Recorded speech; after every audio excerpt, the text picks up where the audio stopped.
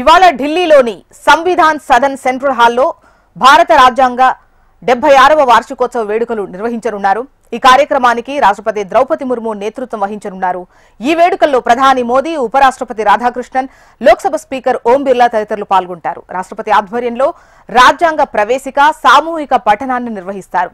తెలుగు, మలయాళం, మరాఠీ, నేపాలీ, పంజాబీ, బోడో, కశ్మీరీ, ఒడియా, అస్సామీ భాషల్లోకి అనువదించిన రాజ్యాంగ ప్రతులను రిలీజ్ చేస్తారు.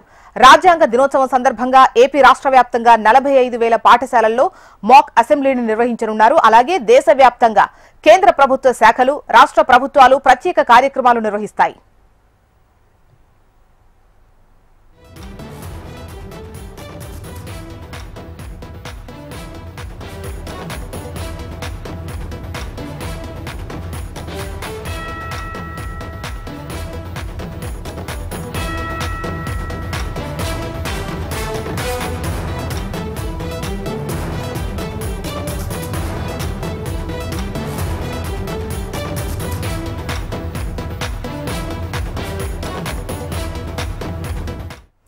ఇవాళ ఢిల్లీలోని సంవిధాన్ సదన్ సెంట్రల్ హాల్లో భారత రాజ్యాంగ 76వ వార్షికోత్సవ వేడుకలు నిర్వహించనున్నారు.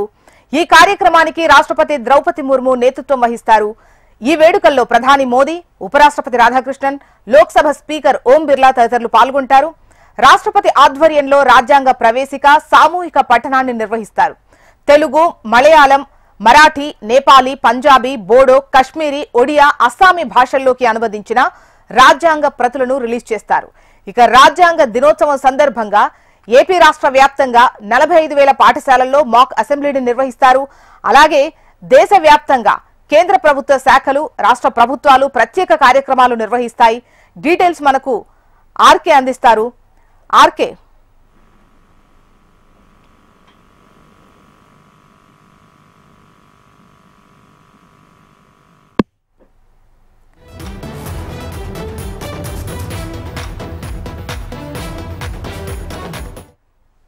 ఈ రోజు పాత పార్లమెంట్ లోని చారిత్రాత్మక సెంట్రల్ హాల్లో జరిగే ప్రత్యేక కార్యక్రమానికి రాష్ట్రపతి ద్రౌపది ముర్ము సారథ్యం వహించనున్నారు. మరి భారత రాజ్యాంగాన్ని 1949 నవంబర్ 26వ తేదీన రాజ్యాంగ సభ ఆమోదించింది.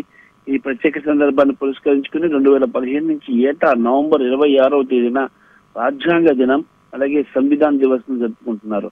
మరి రాజ్యాంగంలోని కొంత భాగం వెంటనే అమల్లోకి రాగా మిగతావి దేశ రిపబ్లిక్ అవతరించాక 1950 జనవరి 26వ తేదీ నుంచి అమల్లోకి వచ్చాయి.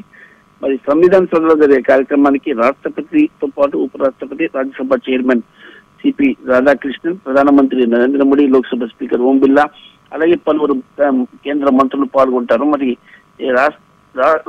రాష్ట్రపతి రాజ్యాంగ పీఠికను చదువుతారని రాష్ట్రపతి, ఉపరాష్ట్రపతి ఈ సందర్భంగా ప్రసంగిస్తారు. మరి ఈ సందర్భంగా తెలుగు, తమిళం, మలయాళం తదితర 9 భాషల్లో ఉన్న రాజ్యాంగ ప్రతులను డిజిటల్ గా ఆవిష్కరించనున్నారు.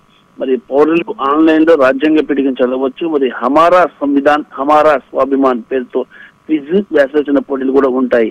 మరి దేశవ్యాప్తంగా కేంద్ర మంత్రులు, వివిధ శాఖలు, అనుబంధ విభాగాలు, రాష్ట్ర ప్రభుత్వాలు, స్థానిక సంస్థలు ఈ సందర్భాన్ని పురస్కరించుకొని ప్రత్యేక సదస్సులు, సమావేశాలు, చర్చాగోష్ఠి, ప్రదర్శనలు, సాంస్కృతిక కార్యక్రమాలు కూడా చేపడతారు. రైట్ రామకృష్ణ.